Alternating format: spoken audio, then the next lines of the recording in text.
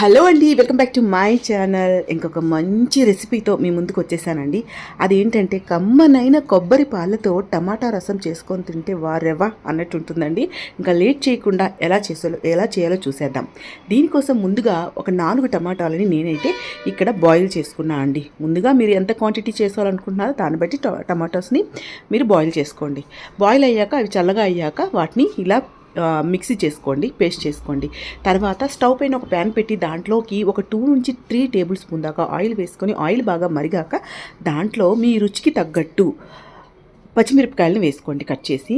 తర్వాత అవి చిటపట్లాడాక దాంట్లోకి ఒక 1/2 టీ స్పూన్ జీలకర్ర, ఒక 1/2 టీ స్పూన్ ఆవాలు, అలాగే 1/2 టీ స్పూన్ ఇంకా కొంచెం మెంతులు వేసుకొని ఒక చిన్న ఉల్లిపాయని సన్నగా తరిగి వేసేసుకోండి. తర్వాత దాంట్లోకి కరివేపాకు, కొంచెం మినప్పప్పు కూడా వేసుకొని అది బాగా ఫ్రై అవ్వనివ్వాలన్నమాట.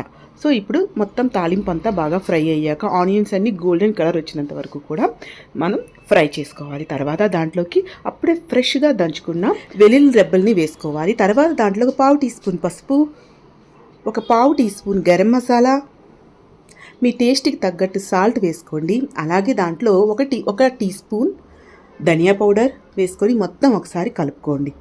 మొత్తం అంతా కలిసేటట్టు మసాలా స్పైసెస్ అన్నీ కలిసేటట్టు ఒకసారి కలుపుకోండి. ఇక్కడ చూసారు కదా తాలింపు అయితే వేగిపోయిందండి. ఆనియన్స్ అన్నీ కూడా ఇలా కలర్ వచ్చినంత వరకు వేపుకోండి. తర్వాత మీరు టమాటో ప్యూరీని వేసుకోవాలన్నమాట. వేసుకొని మొత్తం ఒకసారి కలుపుకోవాలి.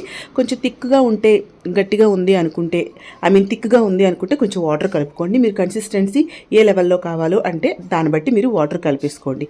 ఇలా వాటర్ కలుపుకొని ఒకసారి దాన్ని చక్కగా మరగనివ్వండి.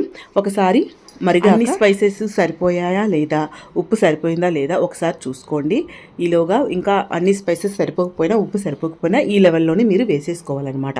సో ఇప్పుడు చక్కగా అది ఒక తెరిలాక ఇలా మరిగాక సో దాంట్లోకి మీకు ఆల్రెడీ కొబ్బరి పాలను తీసి పెట్టుకోండి. ఇలా కొబ్బరి పాలను తీసుకొని పెట్టుకొని నేనైతే ఒక చిన్న గ్లాసుడు వేసా అండి. ఇలా కలుపుకోండి. సో దాంట్లో కొబ్బరిని బాగా ఒక క్లాత్లో ఫిల్టర్ చేసుకొని వేసుకోండి. లేకపోతే చల్లగా అయిపోతే చాలా థిక్గా అయిపోతుందండి. టేస్ట్ అయితే ఎప్పుడూ తినే రొటీన్గా ఉండే టమాటా చారు కంటే చాలా బాగుంటుందండి. అన్నంలో కలుపుకొని తింటే వేడివేడిగా బాగుంటుంది, దోశతోనైనా బాగుంటుంది, ఇడ్లీతోనైనా బాగుంటుంది. మీరు కొబ్బరి పాలు వేసేటప్పుడు దాన్ని ఒక క్లాత్లో చక్కగా ఫిల్టర్ చేసుకొని వేసుకోండి. వీడియో నచ్చితే లైక్ చేయండి, షేర్ చేయండి, నా ఛానల్ని సబ్స్క్రైబ్ చేసుకోండి.